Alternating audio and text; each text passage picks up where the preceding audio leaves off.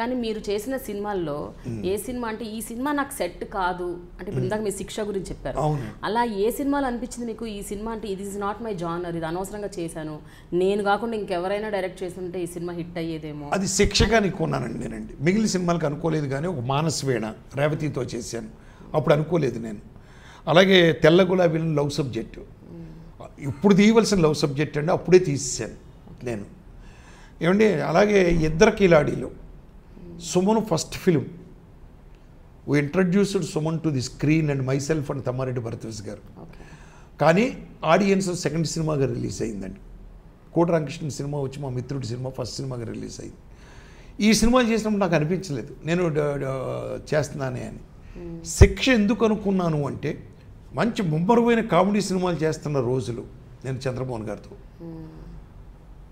ఇవన్నీనేమో అంతకుముందు చేసిన సినిమాలు, నేను ఒక కామెడీ డైరెక్టర్గా ఎక్కువ ముద్ర పడకుండా ఉన్నటువంటి సినిమాలండి. శిక్ష చేసే టైంలో ఇదేంటిది ఈ సినిమా మనం చేస్తే బాగుంటుందా. యాక్చువల్గా శశిభూషణ్ గారు సారథి స్టూడియో బ్యానర్ మీద ఏవిఎం సర్వనాన్ గారు ఇద్దరు కొలాబరేషన్లో ఒక కామెడీ సినిమా రాజేంద్ర ప్రసాద్ రేల నరసింహారావుతో తీయాలి అని చెప్పి వచ్చారండి నా దగ్గరికి. సిట్టింగ్లో కూర్చున్నాం డిస్కషన్స్. ఒక 3 నెలలు అయ్యేటప్పటికి సబ్జెక్ట్ ఏది ఫైనలైజ్ కావట్లేదు. ఈ లోపల ఈ సినిమా సిరై అని తమిళ్లో సూపర్ హిట్ అయింది. ఈ సినిమా చేస్తే బాగుంటుందని ప్రొడ్యూసర్లు అనుకున్నారు. సార్ సినిమా నాకు చూపించారు. సార్ నేను I'm unfit for this film, మీ సినిమాకి నష్టం జరుగుద్ది, నాకు నష్టం జరుగుద్ది అని చెప్పి వద్దు సార్ అన్నాను. పక్కన ఆత్రేయ గారు ఉంటారండి అప్పుడు.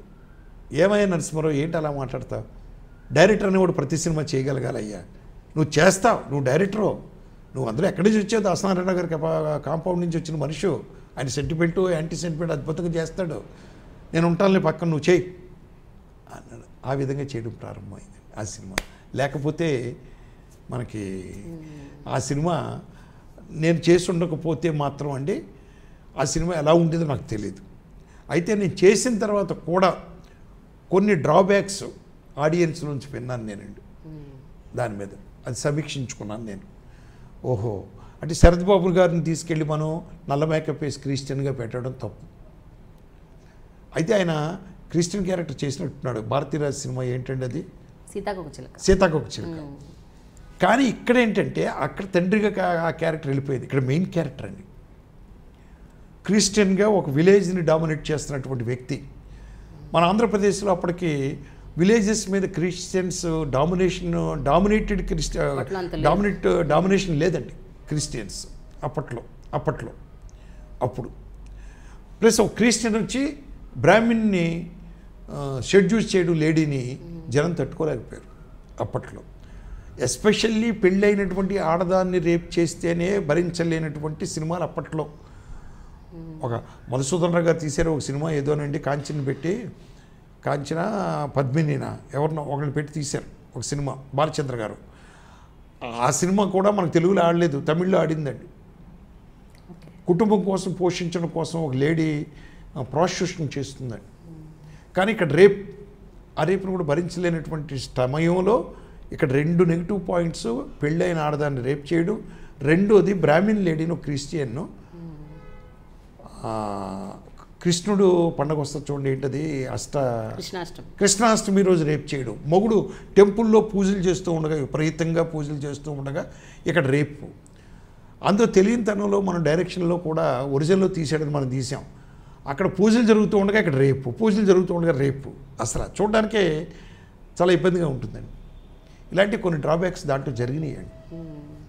చంద్రమోహన్ గారు లాంటి వ్యక్తి సుహాసిని లాంటి అమ్మాయిని ఇంటి నుంచి వెళ్ళగొట్టడం, అమ్మాయి రిక్వెస్ట్ చేస్తుంది, ఏమైంది దాంట్లో డైలాగ్, నేను తెలియజేసిన తప్పు కదా ఇది, నేను చేసిన తప్పు కాదు ఇది, నాకు తెలియకుండా జరిగిన తప్పు, నా ప్రమేయం లేదు, నన్ను ఎందుకు నువ్వు శిక్షిస్తున్నావు, శిక్షించక తప్పదు, మా మా ఆచారాలు అడ్డొస్తున్నాయి, మా మా కులం నన్ను విడవేస్తుంది అంటాడు చంద్రబాబు నాయుడు. సో కన్విన్సింగ్గా కూడా అక్కడ ఆర్గ్యుమెంట్ లేదండి నిజంగా కూడా చెప్పాలంటే. ఆ కాళ్ళు ఏళ్ళు పట్టుకుని ఏడుస్తుంది ఆవిడ మగుడిని. సో జనానికి ఏమైంది, ఏంటి ఈ అమ్మాయిని తోసేస్తున్నాడు ఈయన అని అనిపించిందండి. అని నేను మొత్తాన్ని జస్టిఫైయింగ్ అనిపించలేదు, కాలేదు, జస్టిఫైగా అనిపించలేదు. ఒకవేళ వేరే డైరెక్టర్ చేస్తుంటే ఎక్స్పెరిమెంటల్ మూవీగా సెక్స్ అవునేమో. అదండి నేను ముమ్మరంగా కామెడీ చేస్తున్న రోజుల్లో చేసిన సినిమా అంటది.